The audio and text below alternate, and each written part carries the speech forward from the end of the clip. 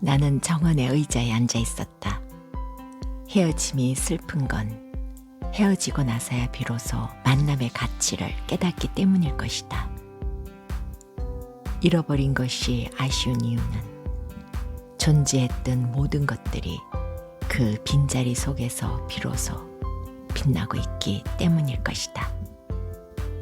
사랑받지 못하는 것보다 더 슬픈 것, 사랑을 줄 수 없다는 것을 너무 늦게야 알게 되기 때문에.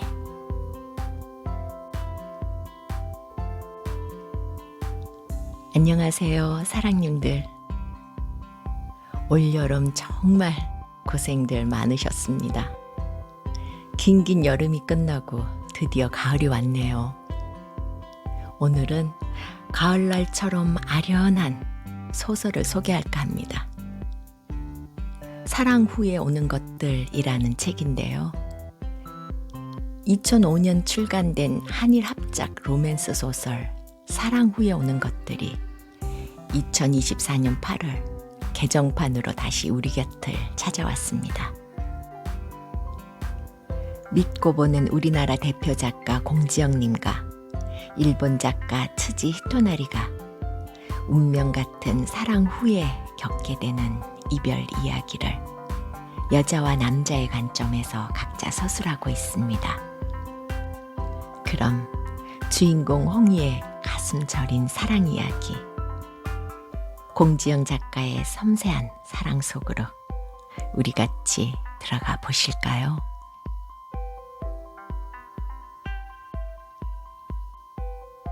점심을 먹고 가라는 엄마의 만류도 듣지 않고 2층 내 방으로 올라가 옷을 갈아입었다. 운동화 끈을 바짝 조이고 집을 나섰다.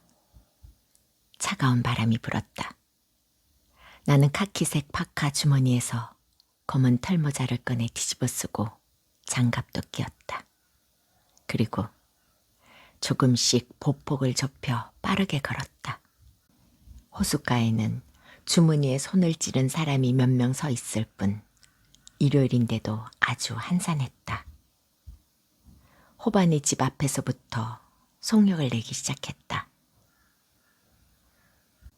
왜 그렇게 뛰는 거야? 중고는 가끔 내게 물었다. 아마 내가 날마다 호숫가를 돌기 시작했고 점차 거리를 늘려 한 바퀴에서 두 바퀴, 드디어 네 바퀴까지 뛸 무렵이었을 것이다.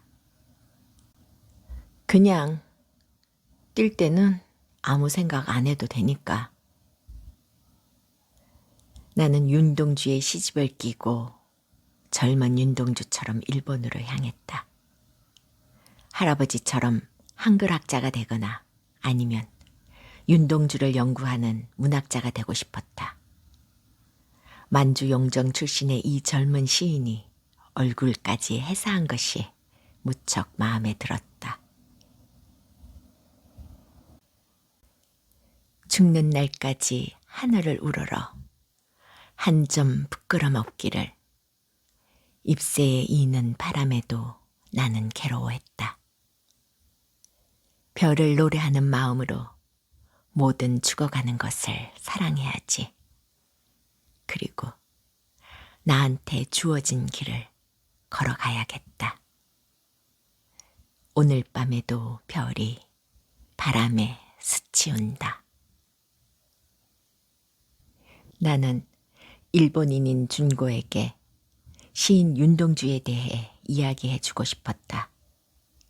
한국인으로서 일본인에게 가지는 복잡한 감정이 이 시인의 삶과 죽음으로 인해 어떻게 구체적으로 내게 다가왔는지, 할아버지가 일본에 대해 가진 분노를, 사랑하던 여자와 결혼할 수 없었던 아버지의 슬픔을.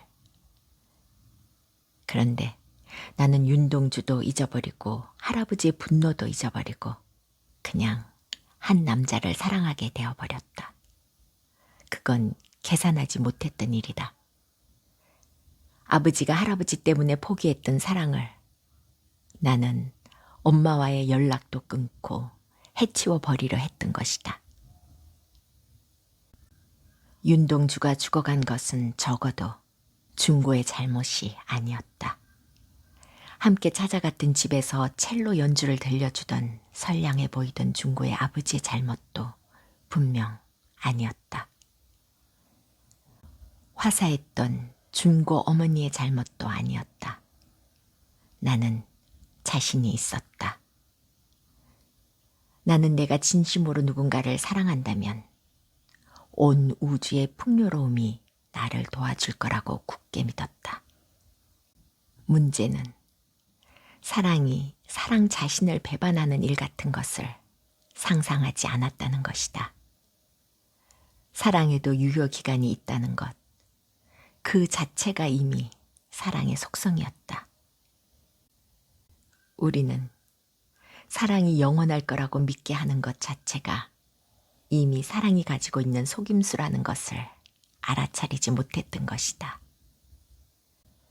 사랑의 빛이 내 마음속에서 밝아질수록 외로움이라는 그림자가 그만큼 짙게 드리워진다는 건 세상 천지가 다 아는 일이었지만 나만은 다를 거라고, 우리의 사랑만은 다를 거라고 믿었다. 그것 자체도 사랑이 우리를 속이는 방식이라고 지희는 분석하곤 했었다. 그때 내 나이 22. 유학생이 되면 공부를 하는 게 제일 힘들 줄 알았는데 실은 외로움이라는 큰 적과 싸워야 한다는 것도, 게다가 누군가 한 사람만을 사랑하게 되면 몸살처럼 늘 신혈이 가시지 않는다는 것도 나는 몰랐던 것이다. 그것을 알게 되면 과연 누군가를 세상을 다 준데도 바꿀 수 없다고 고집을 피우면서 한 사람만을 사랑하려고 하는 바보가 또 있을까? 이제 호수 건너편 번지 점프대가 있는 곳까지 가면 추위가 좀 가실 것이다.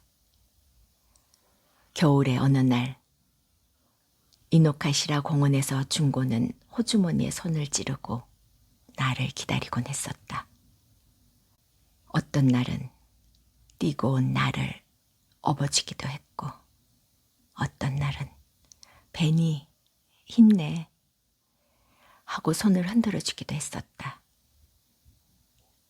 다시 돌아와 이렇게 호숫가를 뛸 때마다 나는 저쪽에서 준고가 서 있는 환영을 보기도 했었다. 어떤 시인이었지. 순이를 사랑하던 그날부터 거리에 수만 명의 순이가 걸어다니는 것을 보았다고 썼던 사람이. 멀리 검은색 코트를 입은 한 남자가 그 위에 방한복을 걸치고 서 있었다. 왜 이런 겨울 호숫가에 혼자 서 있을까? 준고 같다. 내가 또 시작이구나 하는 생각들이 동시에 들었다. 그리고 그런 생각들과 함께 내 시선이 누군가의 포충망에 걸리듯 걸려버렸다. 그물을 뒤집어 쓴 짐승처럼 나는 그의 시선에 빨려 들어갔다. 처음 호숫가에서 만났을 때 베이비 파우더처럼 하얀 벚꽃이 지고 있던 그날처럼 그의 확대된 동공이 내게로 확 다가와 꽂혔다. 강렬한 자석 앞에 선 작은 쇠처럼 나는 시선을 뗄 수가 없었다. 흰 벚꽃들이 일제히 지는 것처럼 머릿속이 하얗게 변했다. 부드러운 눈보라. 화이트 아웃이라고 누군가 표현했던가. 극지방에서 눈보라가 몰아치면 순식간에 모든 것이 하얗게 변하고 거기에 선 사람은 방향 감각을 상실한다고. 화이트 아웃과 하나 다른 게 있다면 거기 준고의 짙은 갈색 눈동자만 남아있다는 것이다. 환영일 거라고 생각했다. 내가 꿈을 꾸고 있는 거야 하고 나는 생각했다. 다시는 상처 입지 않겠다고 결심했던 내 마음이 그랬다. 오늘의 낭독은 여기까지입니다. 소설의 몇 페이지를 짧게 들여다보았는데요. 가슴 아린 이 사랑 이야기가 드라마에서는 어떻게 그려질까요? 드라마를 보기 전에 중고의 마음도 빨리 들여다봐야겠습니다. 그래도 엔딩이 희망적이어서 기분 좋게 읽은 책이었습니다. 사랑님들, 오늘도 행복한 날 되세요.